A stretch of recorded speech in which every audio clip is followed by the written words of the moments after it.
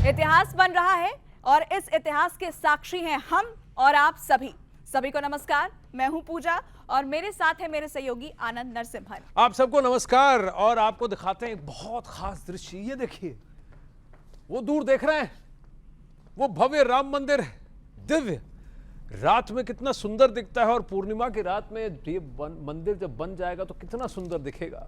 जब ये मंदिर अपने पूर्ण रूप में साकार होगा तब देखिए ऐसा ही दिखेगा राम मंदिर। अभी तो प्रभु राम का मंदिर अपने निर्माण अवस्था में है, लेकिन ये जल्द पूरा हो जाएगा।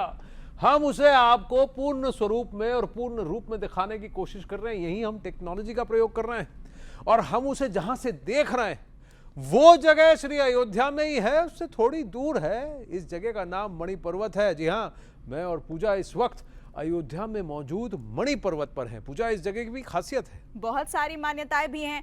और देखिए, ये जो आप देख पा रहे हैं ये सब कुछ टेक्नोलॉजी की मदद से संभव हो पाया आनंद। और टीवी के इतिहास में हम आपको अयोध्या का ये जो दुर्लभ दर्शन कराने जा रहे हैं, इसे हमारी टीम ने बहुत मेहनत से तैयार किया है आपको दिखाने के लिए कि आखिर अयोध्या नगरी दिखती कैसी है। जी हाँ, अयोध्या नगरी तो दिखाएंगे, लेकिन जहां हम खड़े हैं उसकी भी तो मान्यताएं और खासियत बता दें। इतिहास क्या कहता है इस जगह के बारे में, मणि पर्वत के बारे में कई सारी मान्यता है।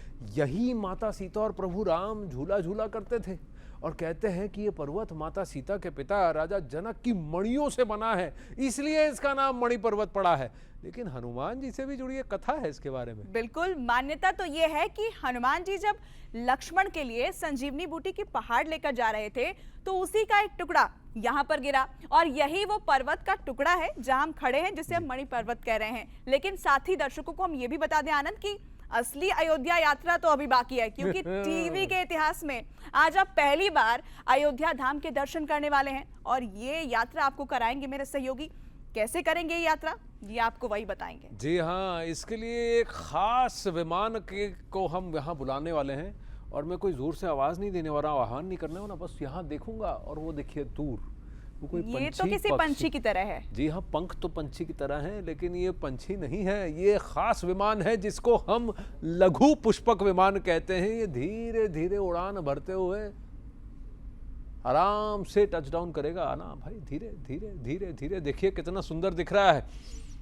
पौराणिक कथाओं में जो राम जी जिसमें अयोध्या में आए थे वो पुष्पक विमान तो बहुत विशालकाय था। ये थोड़ा लघु पुष्पक विमान है, छोटा मॉडल हमने बनाया है, लेकिन सुंदर बहुत है। सुंदर भी बहुत है और इसकी खासियत भी है।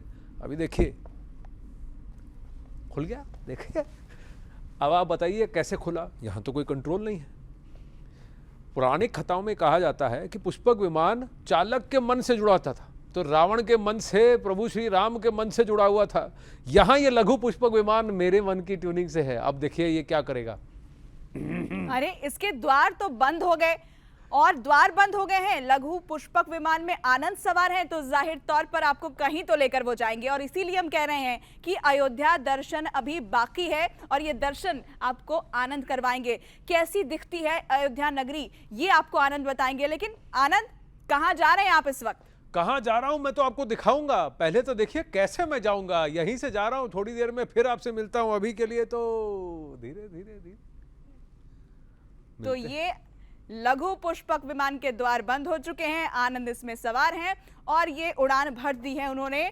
अब आपको बता दें कि आपको अयोध्या दर्शन कराएंगे, अयोध्या नगरी कैसी दिखती है ये बताएंगे। साथ ही रामलला का वो मंदिर जिसके लिए बरसों इंतजार किया गया है उसके बारे में वो आपको बताएंगे तस्वीरों के जरिए। लेकिन जरा डिटेल में भी आपको ग्राफिक्स के जरिए बता दूं कि आखिर इस मंदिर की खासियत क्या है। देखिए, यहाँ पर 3 फ्लोर और 5 डोम यानी गुंबद बनाए गए हैं। 360 पिलर्स यानी कि स्तंभ इस मंदिर के अंदर हैं। कुल पिलर्स की संख्या आप देखिए और जो ऊंचाई है 161 फीट इस मंदिर की ऊंचाई है। इसके साथ ही अगर हम लंबाई की बात करें तो 360 फीट इसकी लंबाई है। चौड़ाई की भी बात करते हैं, उसका भी डेटा हम आपको दे दें, 235 फीट इसकी चौड़ाई है। साथ ही जानकारी ये भी है इस मंदिर के बारे में कि यहाँ पर 5 पवेलियंस बनाए गए हैं, 12 गेट यानी कि द्वार इसके अंदर बनाए गए हैं जहां से प्रवेश कर सकते हैं। 57.4 एकड़ इस मंदिर कॉम्प्लेक्स का एरिया है और 3 साल के अंदर ये कंस्ट्रक्शन यानी निर्माण किया गया है। अभी कुछ हिस्सा और बनना इसका जरूर बाकी है। तो ये जानकारी हमने आपको दी 3 फ्लोर का ये मंदिर, 5 गुंबद इसके अंदर। जब पूरी तरीके से तैयार हो जाएगा तो कुछ ऐसा ये मंदिर दिखाई देगा। लेकिन जैसा कि हमने आपसे कहा था कि हम आपको अयोध्या दर्शन कराएंगे, अयोध्या दर्शन के लिए सीधे आपको आनंद के पास लिए चलते हैं। आनंद, इस वक्त कहां पहुंचे आप? जी हाँ, इस वक्त मैं श्री अयोध्या जी के ऊपर हूँ, उड़ रहा हूँ लघु पुष्पक में। और देखिए, शाम में सरयू तट पर बनी ये राम की पौड़ी कितनी सुंदर हो जाती है, भव्यता आ जाती है इस रोशनी की चकाचौंध की वजह से, लाइट्स की चकाचौंध की वजह से। श्रद्धालुओं के लिए यहाँ स्नान करना एक अलग ही आनंद है। कहा जाता है कि प्रभु राम इसी रास्ते से चलकर पवित्र सरयू में स्नान करने आते थे। राम की पौड़ी को लेकर एक पौराणिक कथा भी बहुत प्रचलित है। कहा जाता है कि एक बार जब लक्ष्मण जी ने सभी तीर्थों में दर्शन करने का मन बनाया तो श्री राम ने अयोध्या में सरयू किनारे तट पर खड़े होकर कहा कि जो व्यक्ति सूर्योदय से पूर्व इस स्थल पर सरयू में स्नान करेगा उसे समस्त तीर्थ में दर्शन करने के समान पुण्य प्राप्त होगा। श्रद्धालु इसी आस से यहाँ शुभ मुहूर्त में स्नान करने आते हैं कि उन्हें भी लक्ष्मण के समान पुण्य की प्राप्ति हो।